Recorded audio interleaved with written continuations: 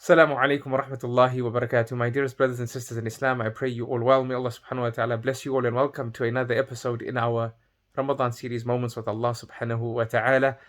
Today, I'm speaking to you all from the UK and a place known as Blackburn, as I've arrived for our last 10 days of Ramadan community development lecture series, which will span 4 cities, inshallah.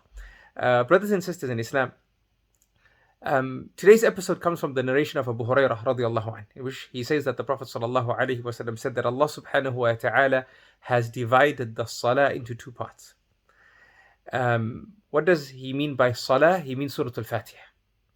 So here we learn that today's lesson is dedicated to the best surah of the Qur'an, the best of chapters, Surah Al-Fatihah, a chapter that has such a great relationship with us and presence in our lives, because a Muslim is always attached to his or her salah, and the Fatihah is a part and parcel of the salah.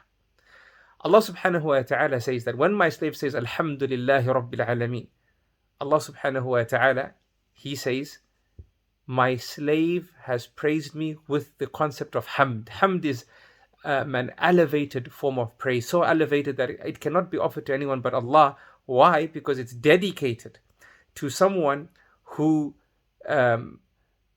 gifts us a gift like no other. And only Allah subhanahu wa ta'ala can do that for us. And we know that Jannah is a gift that has no equivalent. The ability to live and earn Jannah, to be guided, all these are gifts that have no equivalence. So Allah says, my slave has praised me with a praise unique to me, with the concept of hamd. When the slave says Ar-Rahman Ar-Rahim, Allah says, my slave has glorified me.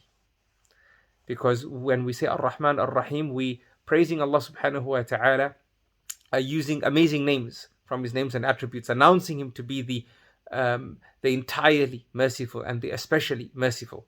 Then when the slave says Maliki Yawmiddin, master and owner of the day of judgment, Allah subhanahu wa ta'ala says, my slave has exalted me.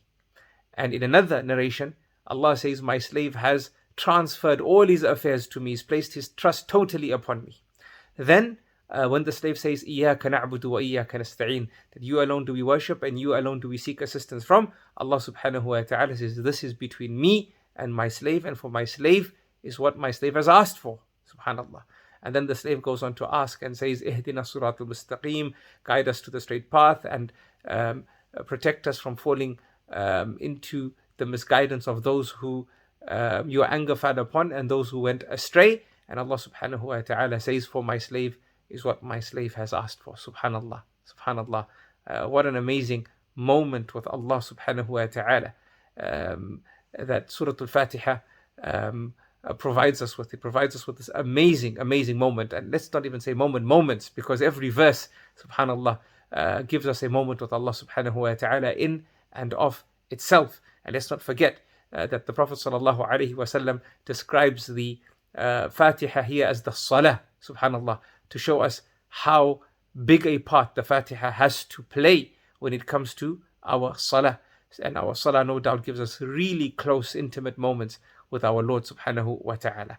So as we get to the latter part of our amazing month, renew your relationship with Surah Al-Fatihah in your Salah, and inshallah it will help bring about added concentration and acute focus, especially with the night prayer, with the Taraweeh, and those who are praying the longer Tahajjud prayers as well, that when the Imam is reciting or you are leading and reciting, you remember this, that in every verse that you recite from Surah Al-Fatihah, you are indeed having a moment with Allah subhanahu wa ta'ala.